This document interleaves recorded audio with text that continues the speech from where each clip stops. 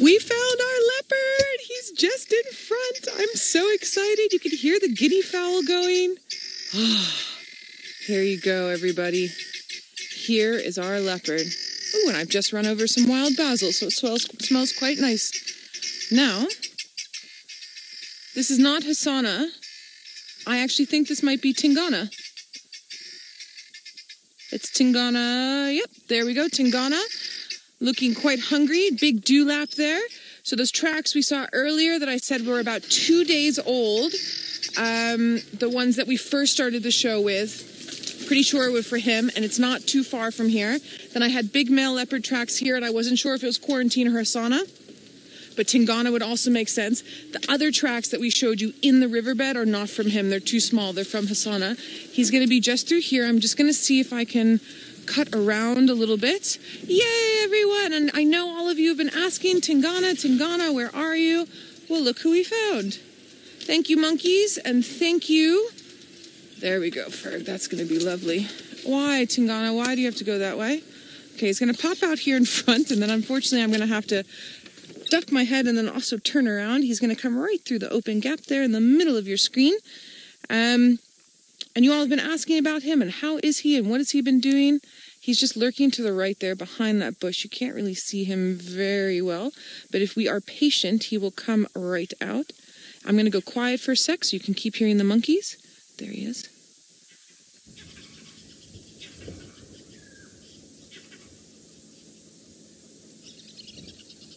Squirrels, monkeys, all going.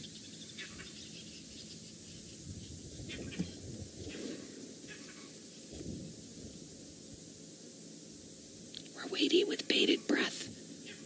I can just see on the right-hand side of your screen in the middle. You can just see him moving in there. Karma, good question. You want to know how old Tingana is?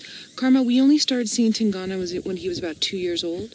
So as far as we know, he's between 10 and 12 years old. That is our best estimate. I gauge he's actually going to move to the right now. He's annoyed because he's been found out. So the squirrels are going, the vervets are going, and those vatsuhutar, vervet monkeys were also going. So he's now, see how his tail's curled? He's like, oh, I've been seen. And as we know, leopards do not always want to be seen. He's going to walk, thank you, my boy. Let's do this. What I'm going to do, because he's laid down, is I am going to reverse a little bit. There's a little spot that I can get into so that we can get a nice front view. Are we ready, Ferg? Okay. Let's just go back here. Now, the tracks that I had this morning during rehearsal, sort of at the last 5 minutes of rehearsal, it would make sense that we didn't find him in those last 5 minutes. I don't know if you guys can see this drainage line that's down here behind me. It's very, very thick, and it's one of those areas where you kind of have to know exactly what you're up to. Oh, this is going to be beautiful, everybody. Are we happy? I'm pretty sure I'm right on that ID. If there's anyone that thinks I've ID'd wrongly, please let me know, but I'm counting the spots.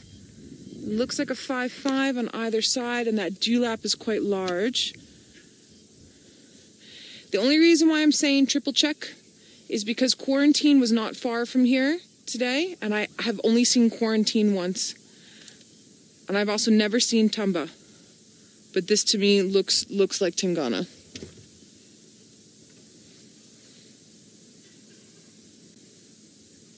Especially with that little nose and everything. Yeah, and then he's got that beautiful yellow ring and then the blue in the middle of the eyes. And you see how he's got that speckling on his nose? And that dewlap is huge. He's so annoyed right now. Look at him. He's like, oh, everything knows I'm here. The people know that I'm here. The squirrels know. The vervet monkeys know. Oh, everyone, I'm just as excited as all of you. I'm not going to lie. I'm very excited. Now, since he's been found out, I don't know if you noticed when he walked along, he's not starving, but he hasn't eaten recently. So part of his annoyance is that there's a lot of food in this area. There's Nyala, there's Impala, there's bushbuck. There's quite a bit. There's waterbuck that are around.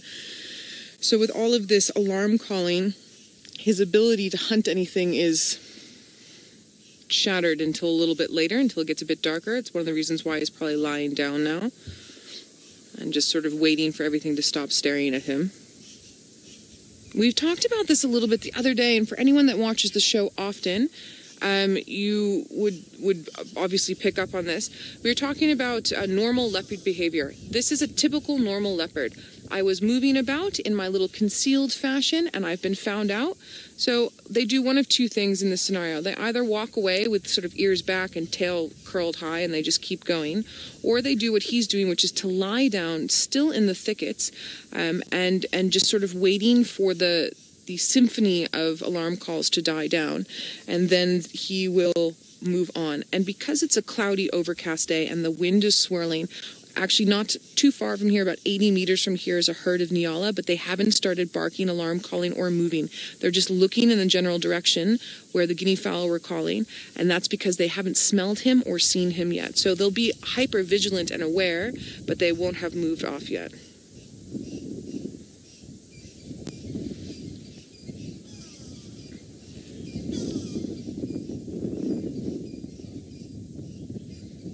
BB, good question. Go and check out his area in Djuma, and he smells that Hukumuri male. One of two things going to happen. He's either going to decide, yes, I don't need this piece of territory, and he'll concentrate somewhere else, or he'll decide, this isn't on, this is still my territory, I do still care about it, come, let's move, let's go, and he'll hunt down that Hukumuri male, and they'll have fights. Two male leopards fighting, you can hear it for kilometers. It is hectic. It is absolutely hectic. Actually, epic. There we go for your apple juice game, everybody. It's epic. And yeah, you'll definitely, and it will go on for days and days and days and days, and then it'll dissipate for a couple of days, and then it'll keep going on, and it just depends on which male gives up first and which male moves on as to see what the end of it is. Now, we have elephants alarm calling quite a bit behind me, not close to me, but close enough. And remember, Hassana was still seen in this area, and we all know that Hassana, who's Tingana's son, has a little bit of a love affair going on with dear old dad here. They're not always together. It's not like lions, but they do have a tendency to be around each other often. And I don't think it's Tingana's choice. I think it's Hassana sort of seeing him and being like, oh, I like you. Will you be my buddy? And Tingana's like, oh, since you're not territorial, I'll allow you to be in my vicinity for now. Can we hear those elephants in the back? I'll stop talking. I think it's too far. Basically, they're going...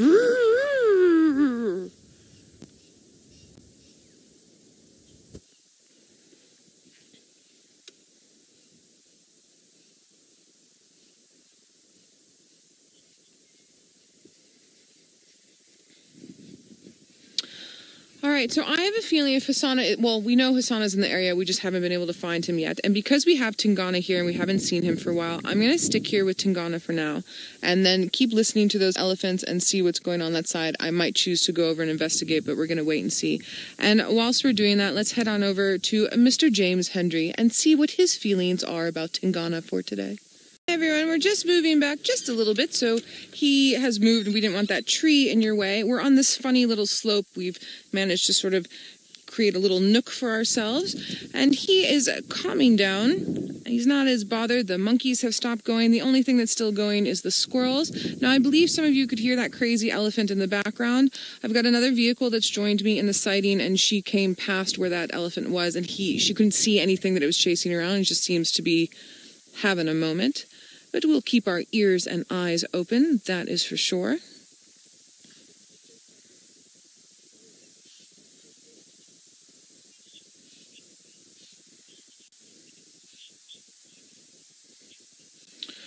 Joy, very good question. You want to know, where is Tingana in relation to the new leopard? Joy, as the crow flies from where I'm sitting, I would probably say 5 or 6 kilometers. What do you think, Ferg, from here to the, maybe a little bit more to Treehouse?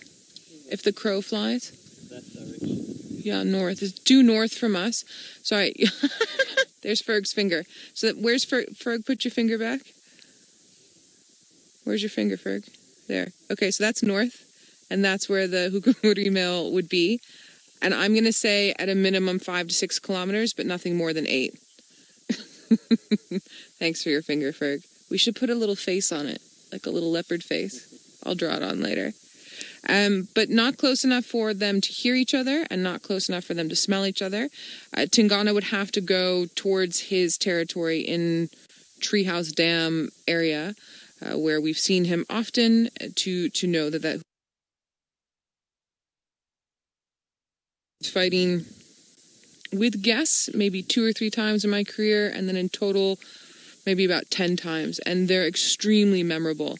They are not nice to each other. I've also seen 2 males walking up and down in a sort of 10 meter, about a 10-yard span, and on an invisible line in the middle of a road, up and down, hissing and growling at each other, neither of them wanting to get across to the other side, but neither of them really enjoying that each other is there.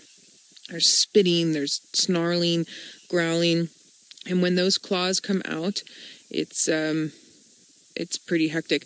There is a video that's on YouTube. I can't think of the name just now, but there was a release of a leopard that had been eating cattle and things, and they caught it and then re-released it somewhere else so that it would be away from the cattle. But the guys that let it out didn't do it properly, or well, I should say, and there's a clip of that leopard getting out of the container and in sort of a split second coming around the side of the container and getting his paws into the half open window on the side of the bucky, on the side of the truck. I'm sure some of you could YouTube it now. That will show you the sort of speed of a leopard's action. Now, if you were to combine that with it being leopard on leopard, it's extremely fast and quick and very, very, very, very loud. There goes our elephant in the background again.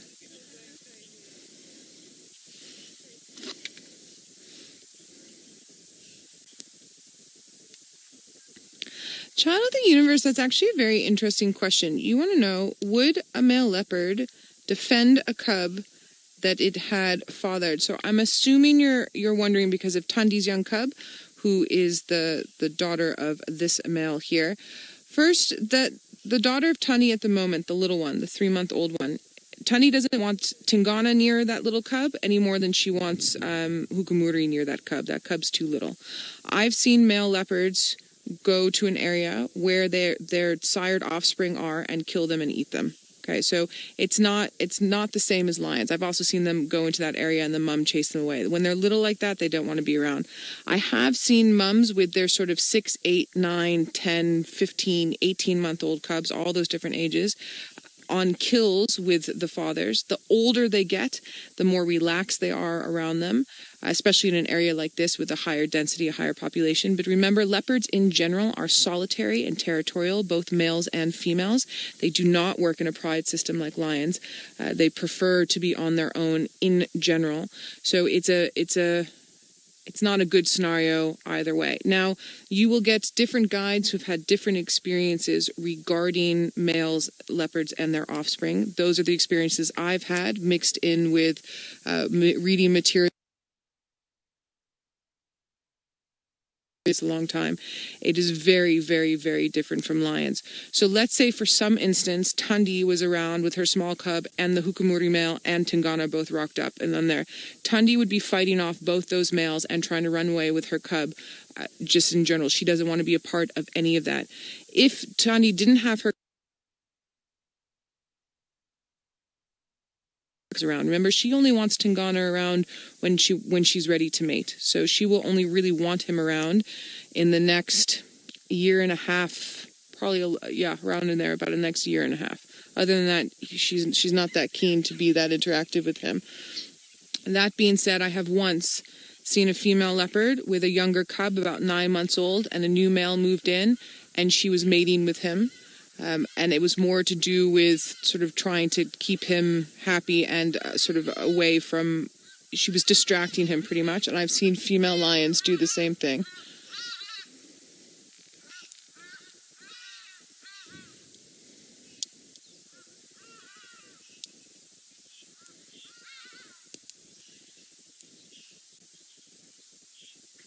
Shamel, you would like to know how I think Tingana is looking. I think Tingana is looking very good.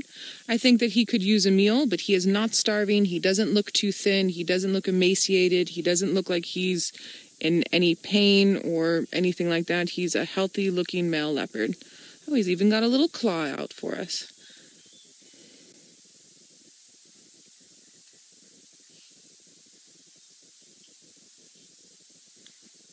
Really, Lou's just saying in my ear that that claw's been sticking out like that for a while.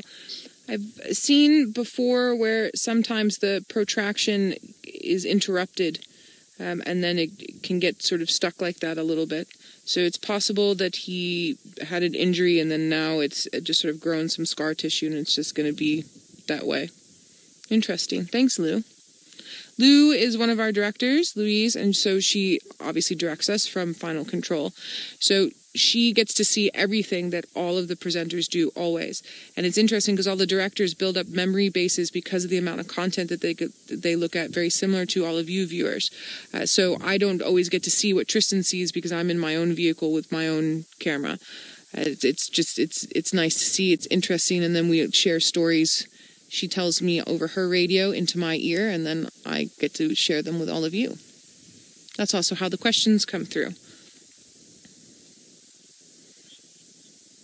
All right, so let's head on over to James, and maybe we'll ask James what his experiences are with male leopards and their cubs or not their cubs. James has been guiding longer than I have. He also has had loads of experience with leopards, so let's see what his thoughts are. It's happened from time to time. Especially if we get into areas that have a little bit of a leafier vegetation with our bushwalk equipment, but also it sometimes happens on our vehicles as well. We have these little warthog antennas at the back that stick up just like warthogs' tails do as they run away.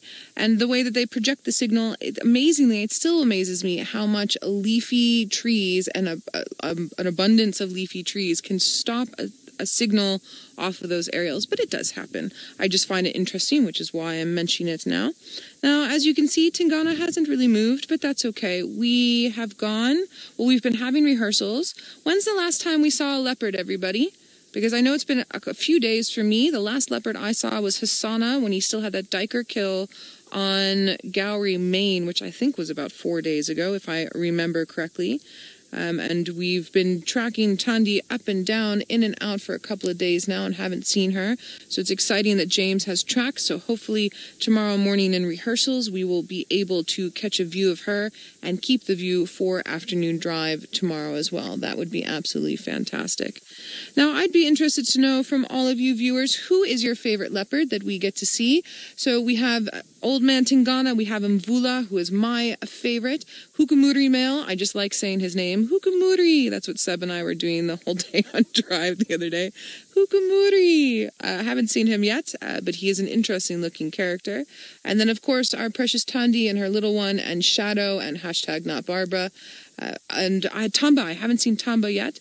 And then, of course, our little Princess Sana. Out of those leopards that we see on a somewhat regular basis, if you have a favorite and you want to send that through, I'd love to hear from you. Hashtag Safari Live on the Twitter, or put it through on the YouTube chat.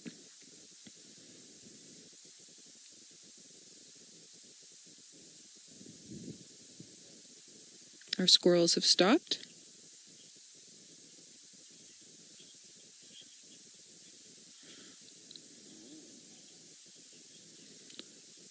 All right, everybody.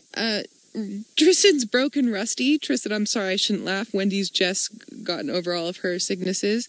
And James has had to pack up bushwhack, unfortunately, with his technical difficulties. It seems to be a little bit more than just signal. So he's going to head home.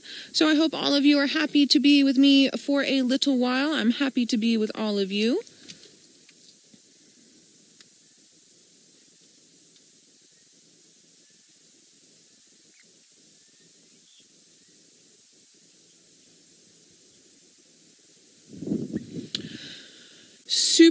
Super good question, Brett. You're asking how do we tell the difference between male and female leopard. So there's a couple of ways that you can do that. You can do that do you remember when we first saw him? If you had been with us when we first saw him, which I'm hoping that you've been watching the show throughout the afternoon, he had something called a dewlap that I mentioned, and it's a big flap of skin hanging down on his neck. If you think about older humans, you sometimes get jowls the older that you get. It's sort of like the jowls of the leopard world. Females tend not to get them, and males get them. And the older they get, the bigger and thicker that dewlap is. Part of that is to show their virility and their good genetic material, and part of it is to just make them appear thicker and bigger. A dewlap on something like an eland, which is the largest antelope species we get in sub-Saharan Africa, that is bigger on the males. The females do have it, but that also helps with thermoregulation, so the heat regulation in the body. It's not the same with leopards. It has more to do with sort of testosterone flow within the body. Female leopards tend to be thinner and more slender, and males there. So Tingana is a good size male. He's not the biggest leopard I've ever come across, but he is a good size. I'd probably put him up between 80 and 85 kilograms. The biggest male I've ever seen was pushing past 95 kilograms. So we're looking at about 180 pounds to about 200 pounds. Someone like Hassana, our little prince, is going to be closer to about 65, 70 kilograms, so about 150 pounds roughly.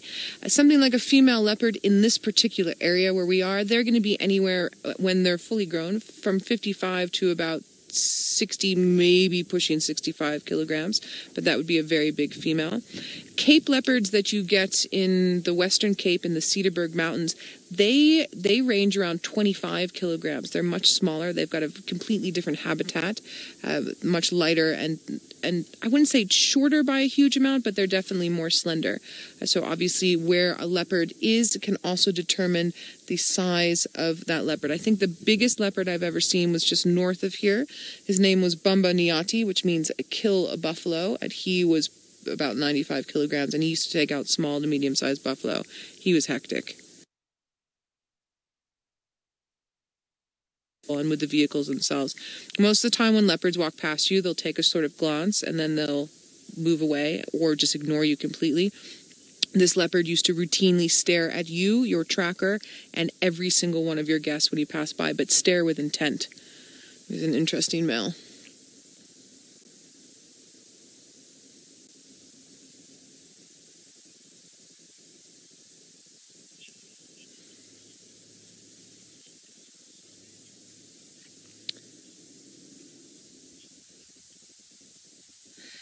Mia, Chris, Julie, and many other viewers are saying Hassana is their favorite leopard. I also enjoy Hassana quite a bit.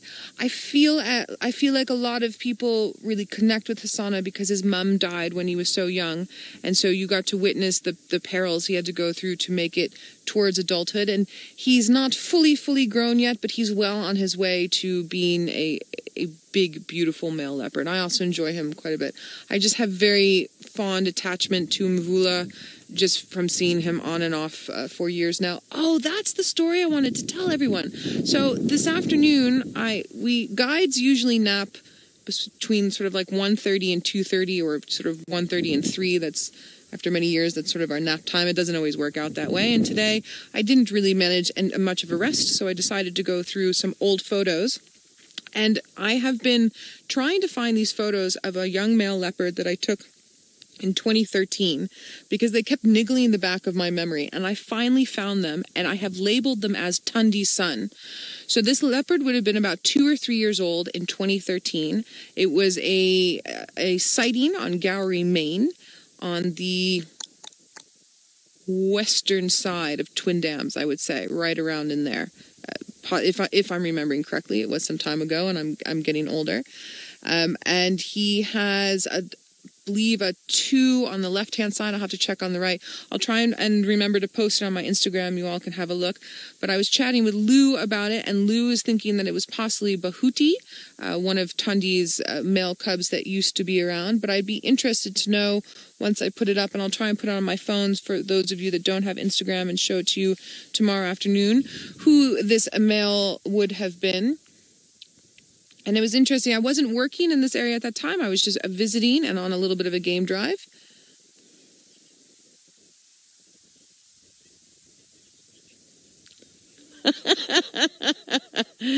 Debbie in Vancouver, thanks for the giggle. You're saying your favorite leopard is whichever one happens to be on screen. Debbie, that's a very good way to put it. That is a very good way to put it.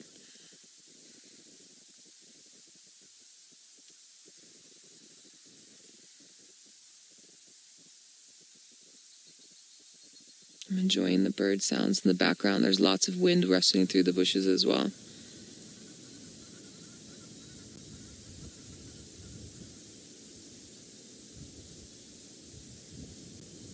Our crazy elephant has moved on. Whatever was perturbing him has stopped perturbing him, and he's carrying on with his day. And just as we were discussing earlier, Tingana decided that there was too much hurrah around his arrival, and so he's started to rest, as he's been for most of the time we've been with him. And notice there's no more squirrels, the guinea fowl have moved on, and the vervet monkeys have completely stopped. And that's the point. That night, and his prey species cannot. It behooves him to do this, because I do think he's on the hunt tonight. I do think he'll kill something this evening. Now remember, they're not lucky with their kills 100% of the time. Excuse me, I'm just going to cough. 100% of the time. I would put a leopard success rate anywhere, depending on the leopard and the habitat they're in, anywhere from sort of 45%, maybe a little bit higher, maybe up to about 60%, but that's really pushing it. I'm being very generous there. Lions usually top off at around 35%, so leopards are a little bit better. The highest success rate for cats is actually with the smaller cats. The serval reaches up around 87%, but also what the serval hunts, including the mice and the birds that it hunts, can sometimes be slightly easier, although I've seen serval going after small springbok, baby springbok. I've also seen caracal, another small cat that we would get in this area. Not that we get springbok here. This was on another property that we did get them on in the Northwest Province. But I've seen full-grown caracal going for medium-sized impala. So even though small cats can do things bigger than, say, a francolin or a guinea fowl or rodents. And a caracal success rate, I don't know off the top of my head, but it's probably just below a serval.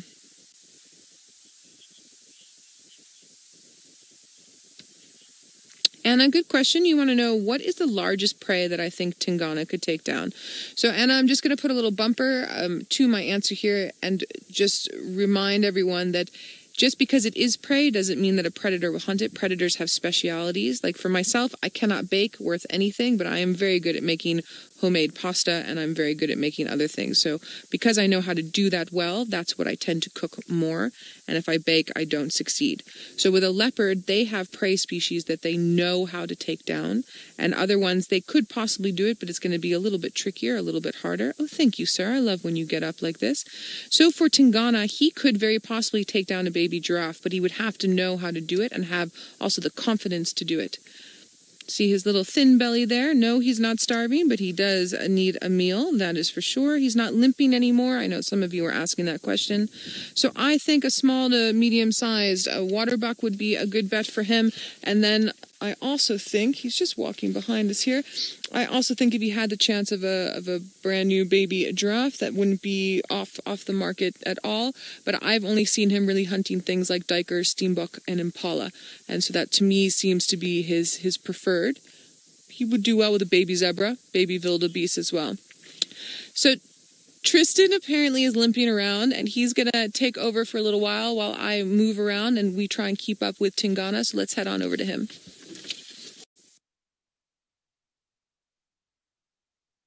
Come down inside the drainage line. We've just managed to get this little bit of a view.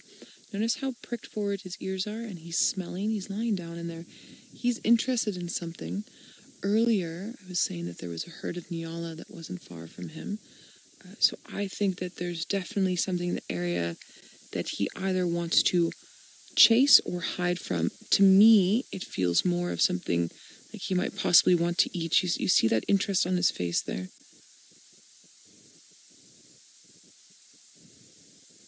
So I think we're going to sit tight as much as we possibly can and try and have a look. Unfortunately, just in front of me, it's very, very thick, so I can't really see. It could be impala, could be nyala, could be bushbuck. It was also interesting hearing Tristan say he has seen Tingana at one point take down a year-old giraffe, which is quite a large giraffe. So we do know that he can do it. His confidence level is there. So that's good to know. I've also noticed over the years of guiding, especially with some of the leopards that I've worked with for many years, that sometimes their taste in the type of prey that they go through changes, similar to how humans go through different things that they enjoy to eat. And also the older they get, the more confidence they have, and then when they get too old, sometimes it's harder to get those larger prey species.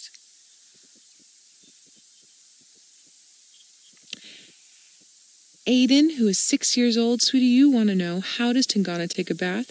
So Aiden, you'd be lucky to know he does not have to go inside of the water to take a bath.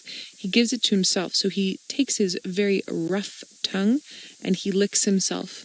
And he tries to get around as much as possible. Sort of move his body and lick around all of his body parts, including his boy parts, and getting all nice and clean. But a lot of the cleanliness that he needs is very different from our human cleanliness. All right, he's up. Sorry, I'm going to cough again. He's down again. There's definitely something here that's interesting him. The wind's blowing directly in his direction. I really can't see anything that's here, but he's super keen. You can see how thick it is in front of me. And unfortunately, because he's gone down a little bit farther into that grass, I actually have nowhere else to move. So if you all are happy to stare at the grass with a little bit of leopard in it, I'm happy to show that to you. We could also just do a little bit of a outward view like this of the drainage line, just to show you how easy it is for a leopard to camouflage itself. That grass that he's underneath right now is maybe 10 inches tall. He's very flat at the moment. Oh, the anticipation is killing me.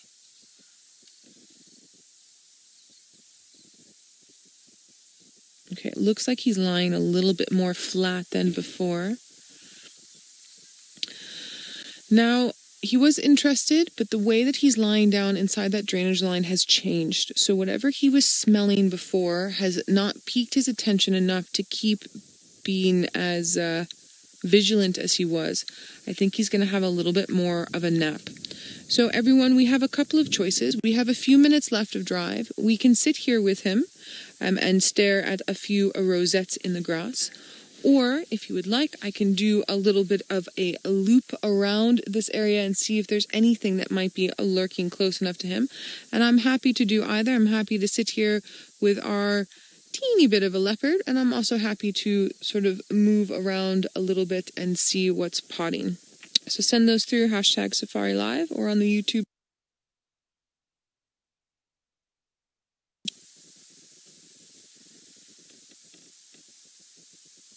I'm still convinced Hasana's around somewhere.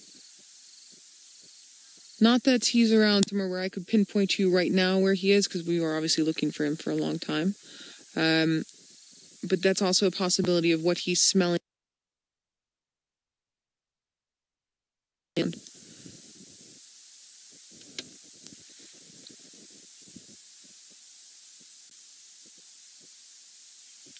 I can hear alarm calls from Nyala, but they're very far off. On the other side of Chitwa Lodge.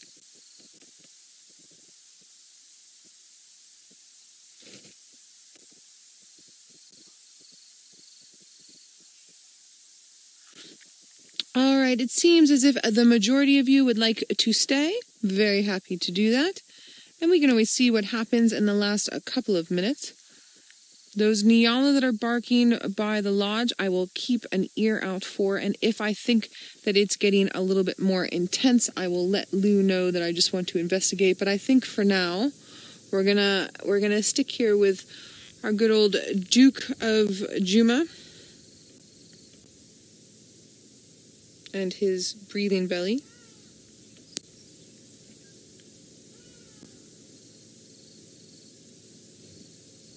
I'm still so amazed at their camouflage. We can see him now, obviously, and it's sometimes easier to see them with the green grass and the contrast, but I have to say, I know Scott was telling a story the other day where he was tracking a leopard on foot. I think he actually said he got hopped out of the car and was looking at tracks, and then all of a sudden it was either quarantine or Tingana popped up right there. I've had that happen a couple of times. They're masters of disguise. And they're also super cheeky and super curious as well, the way that they move. All right, everybody, while we're waiting to see if maybe he'll pop up his head one last time, and I just want to say thank you, Tingana. You weren't the last-minute leopard. We did get a nice sort of 45 minutes out of you, so thank you very much, sir. I just want to remind everyone, 4th of February at 10 p.m. Eastern in the United States live, we are going to be having TV show. It's going to happen after the big game, and it's going to then go for 5 nights, so the 4th, the 5th, the 6th, the 7th, and the 8th. Our last evening will be the 8th. All of them at 10 p.m. Eastern and all live in the States. YouTube, don't forget, you can still check us out. And we are going to be having the most amazing time. It's going to be us here in the Sabi Sands as well as up in the Mara. So I hope you'll join us. And we're going to be having a game, Safari Bingo. So hopefully someone will win a trip for 2 to Africa to go on safari. I'm also excited to find out who that would be. Now, Tingana, would you mind, please, sir, just maybe lifting your head a little bit for us, if you could? Although it looks like he's going to keep doing his best imitation of a rug and just lying there. So I want to thank all of you for joining us for this evening. Remember, tomorrow morning for Sunrise Safari, we'll be having rehearsals. It is closed rehearsals, so we're going to see you all tomorrow afternoon. I hope you enjoy your evening. Thanks from me and Ferg and everybody else. Cheers.